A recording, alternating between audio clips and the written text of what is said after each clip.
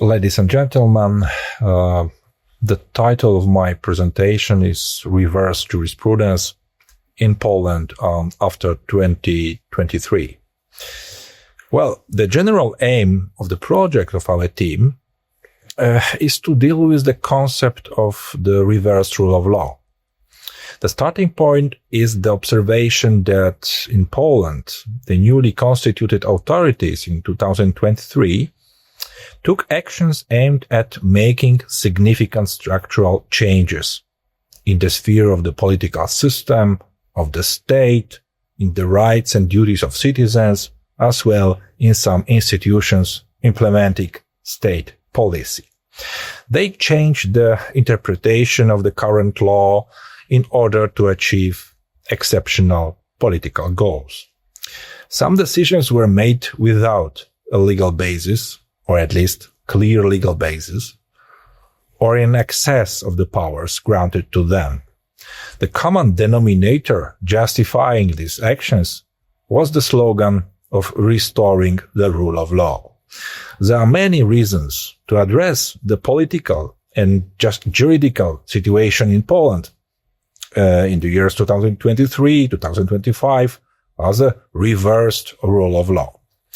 Of course, every new government seeks to create, then maintain and defend its own narrative, a story that serves as a foundation for legitimizing its actions. One of the leading narratives of the current government in Warsaw is the thesis about the need to restore the rule of law after the period of the previous administration during which this principle was said to have eroded. According to this narrative, which is creatively and eloquently developed by some representatives of the jurisprudence supportive for this power, there is an attempt to create a sense of extraordinary nature of the situation that emerged in the end of 2023. Sometimes it is concluded from this that extraordinary times require extraordinary solutions, actions on the edge of legality, or even violations of the law in the name of the ad hoc defined higher public interest. In normal circumstances in the Western world tradition, jurisprudence supports the functioning of the rule of law institutions. It supports the rule of law by providing the intellectual and conceptual foundations necessary for the fair, consistent, and predictable application of legal norms, while also safeguarding individual rights and promoting justice within society. Of course, we can also find in the literature the function of jurisprudence in extraordinary circumstances. In extraordinary circumstances, jurisprudence should support efforts to restore or heal the rule of law institutions if those were endangered or destroyed. Therefore, jurisprudence plays a vital role in navigating extraordinary situations by providing legal frameworks, ensuring accountability, protecting individual rights, thus helping to maintain the integrity of the legal system even during times of crisis. Its emphasis on the rule of law serves to anchor society in principles of justice and fairness regardless of the challenges faced. The case I would like to deal with is the other possibility, the third possibility, situation in which many representatives of jurisprudence support the policy made under a slogan of restoring rule of law, but in fact give theoretical background for a policy that sometimes undermines the rule of law in a slippery slope. This is what I call reverse jurisprudence. It's jurisprudence which supports, give grounds and theoretical background for the reversed rule of law, as it was defined before. Into this trend, I would classify the following statements made by authors who encouraged, justified, or intellectually supported the implementation of the following actions by state authorities. Referring the situation in Poland, that will be the statements supporting the policy like as delegitimization of constitutional procedures. For example, by persuading about the need to reset the Constitutional Tribunal, which has been gradually formed over 9 years. According to the Constitution, it should be formed like that. But the representatives, as I mentioned, persuading that the Constitutional Tribunal should be reset by appointing the entire board of judges at once. The argument presented by many representatives of jurisprudence is that the Constitutional Court has lost its constitutional identity because it consists of individuals who, according to the representatives, should not hold the positions of constitutional judges. Second statement, which I would classify as a statement of reversed jurisprudence, is the proposition of delegitimization of state institutions, such as National Council of Radio Broadcasting and Television, the Supreme Court, and the National Judicial Council.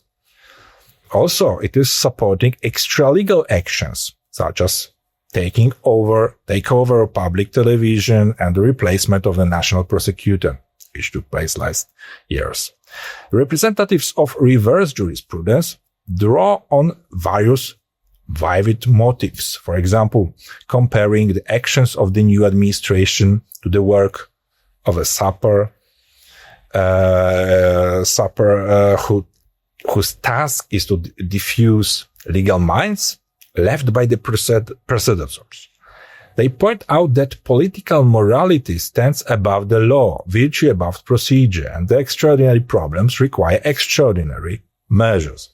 Recommendations from international bodies advising on resolving issues in the judiciary are accepted only if they align with this radical framework of action.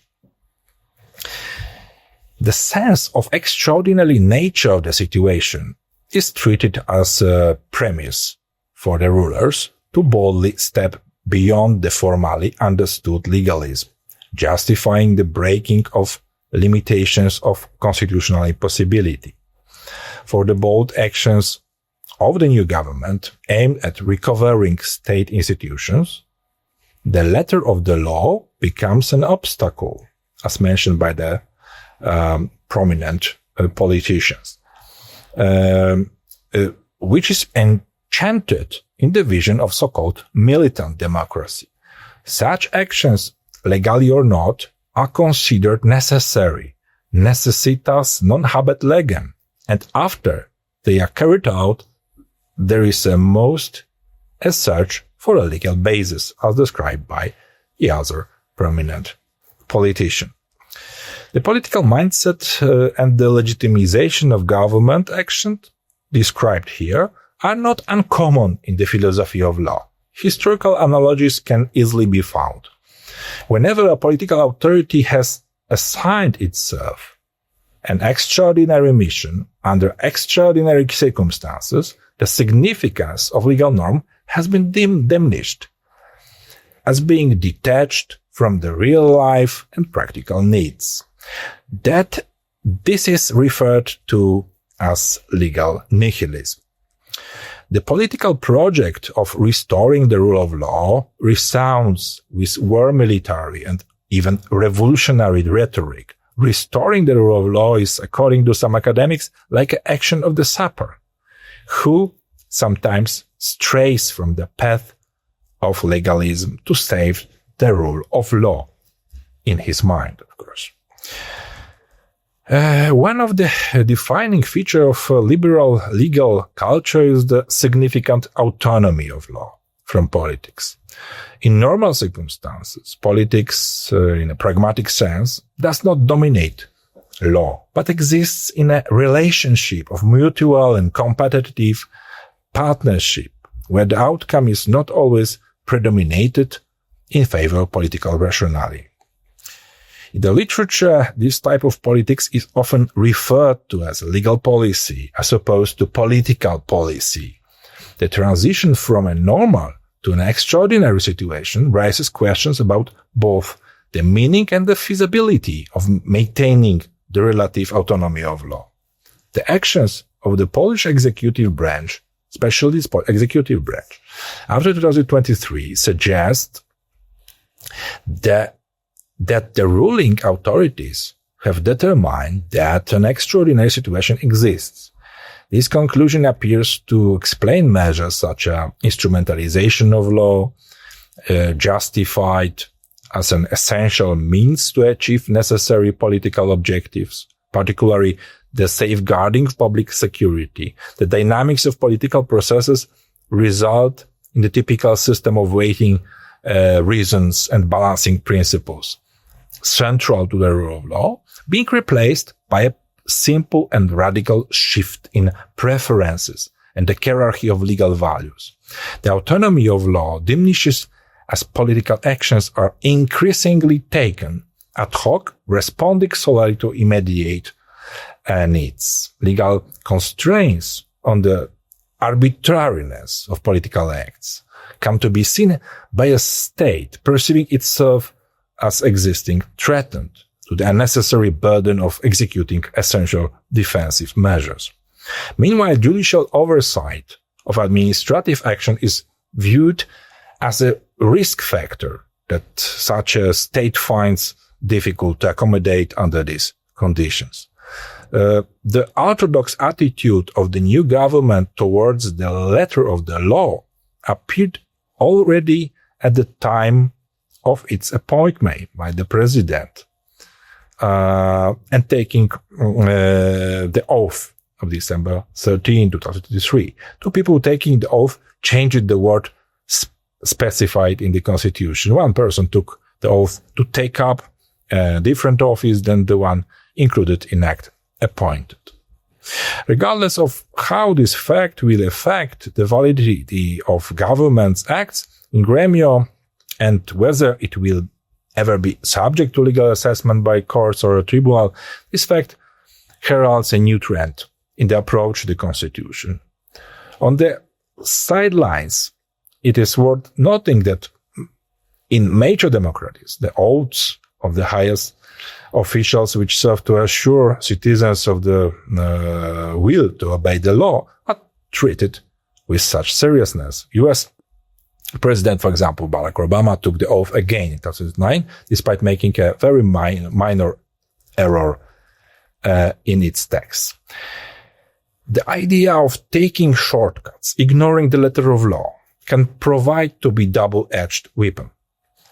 Social processes have their own dynamics. Screwing up the spiral is not without consequences. We don't know whether a particular act is really an exceptional act or whether it will become a systematic practice that blows the last constitutional barriers. This approach to the application of law closely aligned with the principles of the doctrine known as decisionism. The core of this philosophical current in political theory, whose most notable 20th century representatives was Carl Schmitt, is the recognition that a decision possesses intrinsic value that cannot be entirely reduced to a given legal system. Decisionists view the interdependence between norms and decision as a fundamental element of legal order. No legal rule exists independently of its connection to the specific human actor. A rule acquires meaning that when a recognized authority such as a judge or an individual wielding actual power issues a ruling and imprints it in their individual judgment. In doing so, they provide empirical validation of a specific resolution. This perspective underscores the dynamic interplay between abstract legal norms and the concrete situation-driven decisions of those tasked with the interpreting and enforcing the law.